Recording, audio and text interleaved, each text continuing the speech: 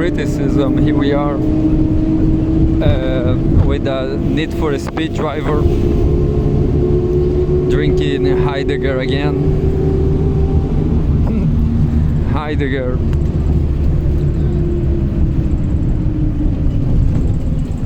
Such a great philosopher. I'm gonna drink it faster again.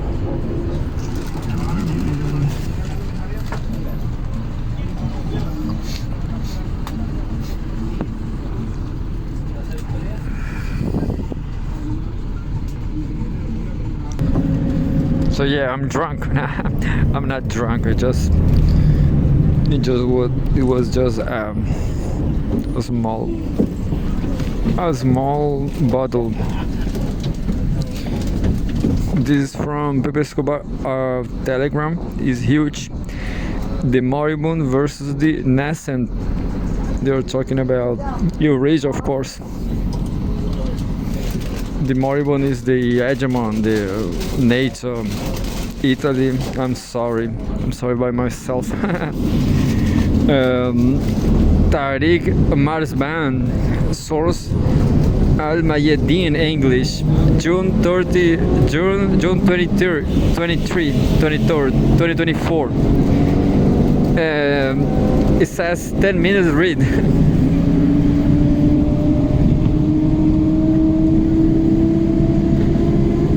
Says 10-minute read, but I'm gonna take half an hour. Much of the world is tired of monsters and seeks not a reset but a rebirth of its original identities and historical legacies, which have been held too long hostage by the ruthless, all-devouring empire.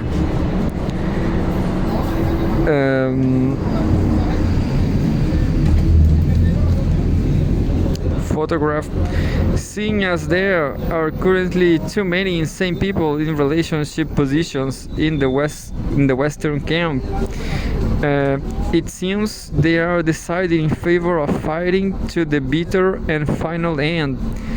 All Mayadeen, English, illustrated by Zainab El-Haji.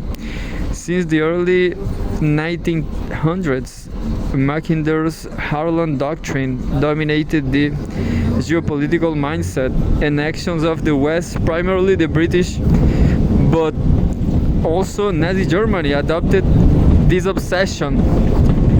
The strategy initially envisaged the undermining, dismantling, and total takeover of the Russian Empire, the domination of the entire European and Asian continents will follow, and then the rest of the world, as Zbigniew Brzezinski and George Friedman of Stratford pointed out.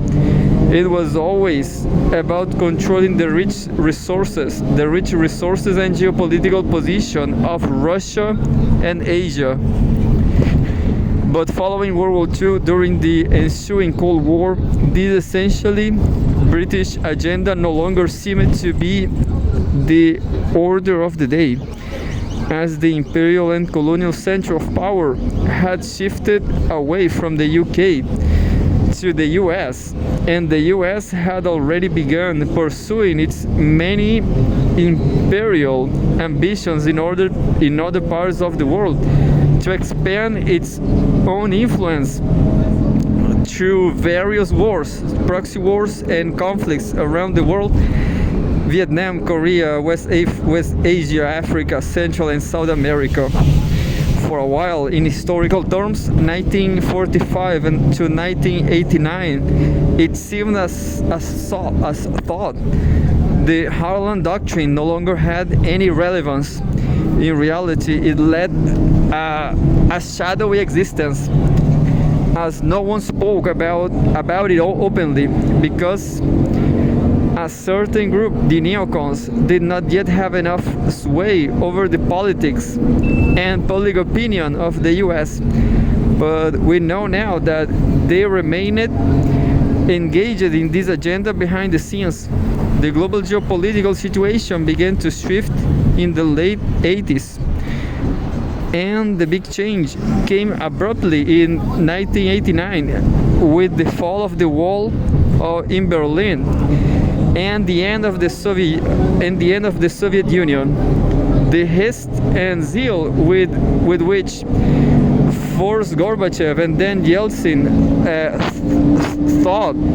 sought to bring about and implement changes and reforms in the giant Soviet empire proved later on to be counterproductive, if not fatal, and not only led to the collapse of the USSR but also severely debilitated Russia. This was compounded by the Soviets' ingenious belief that with the disappearance of the Soviet Union, the enmity and the ideological conflict in the West will also disappear, and that normality will take its place.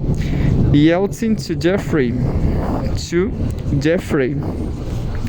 Sachs from I didn't understand this number here.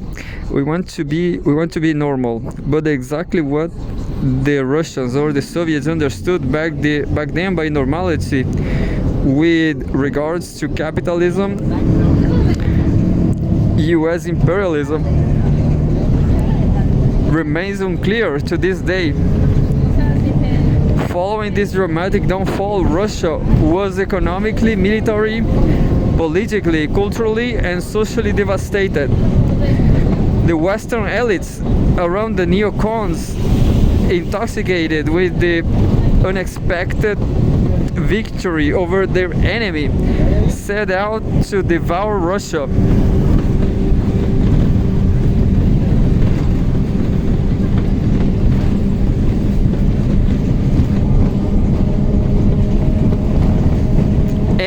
To devour Russia and the rest of the former USSR. They saw themselves as the undisputed autocrats of the world, according to the motto "Winner take us all." Now nothing stood in the way of the true American dream, namely the dominance of the entire world, excepting perhaps those few smaller states that had not yet recognized this paradigm shift or were not prepared to accept it. Sí. Yo no sé cómo se hace. Eso lo enchufas bien tipo C. Sí. Que lo estoy usando, espera. Yo tengo otro aquí.